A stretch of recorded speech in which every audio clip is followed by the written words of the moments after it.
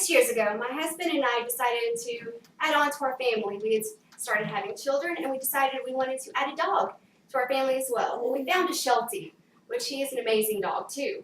But we saw when we pulled up to the place, there was a 200-pound giant at our window, which scared my 200-pound husband to get out of the car.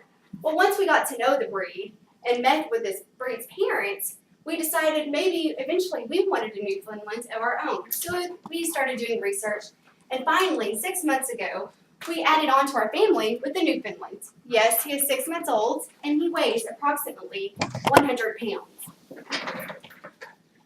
I want to explain to you the origin, the characteristics, and the temperament of the Newfoundlands.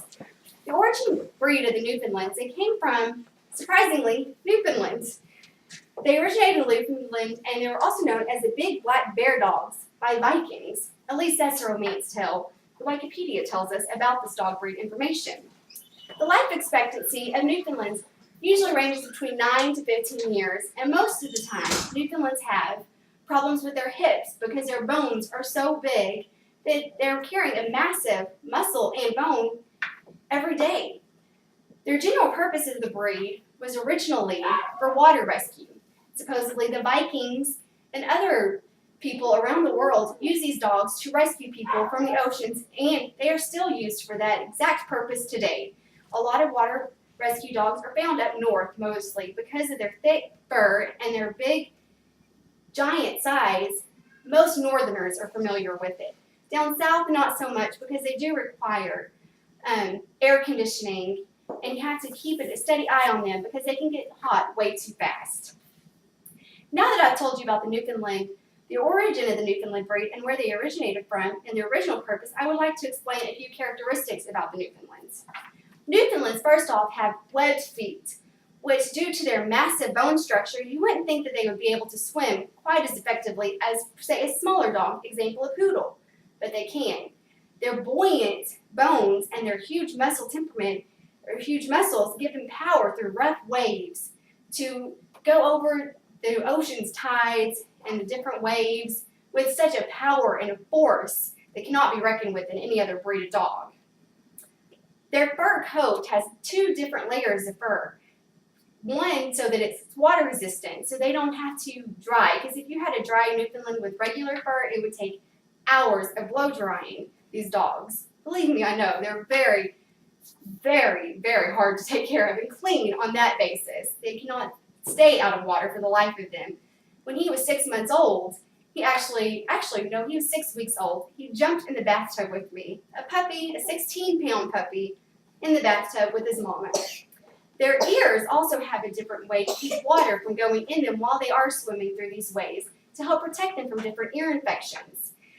I found that on the dogbreedinfo.com, which is a great website if you're looking for a lot of other facts about the dogs. The final topic that I would like to speak to you about today is the temperament and the qualities of the Newfoundlands that make them such a great and spectacular breed for your family. Socialization. These dogs are incredible with rabbits, cats, and other dogs. In all my research I have done, I have not found one dog bite from a Newfoundland that has ever been reported. They love to swim, which is great if you and your family are active in going to the lake or playing in the sprinklers. They love water. Just any kind of water, you cannot keep them away from it. They are patient, they are playful, they are kind, and they are loyal to their pet owners. They have no evil intentions, even with strangers. Strangers, they would never necessarily bite a stranger. They don't even bark very much. The only threat that they have to somebody else is their size. If somebody walked into your house and saw a 200-pound dog and they didn't know him, I would run. Their maintenance is fairly easy. You don't have to wash them and clip them very often. It's actually recommended that you do not clip your dogs due to the fact that that is their type of insulation and protects them from the water. They're minimal grooming, minimal exercise. These dogs are surprisingly great for apartment living because they're couch potatoes. They love just to lay around inside. An occasional walk every now and then suits them just fine, but they are huge couch potatoes and such loving and incredible dogs. Even though they're large, they're very sweet and very gentle and very kind with children. He is very loving. to my children and has never once growled or bit my children, which is a great characteristic to have, even for a puppy.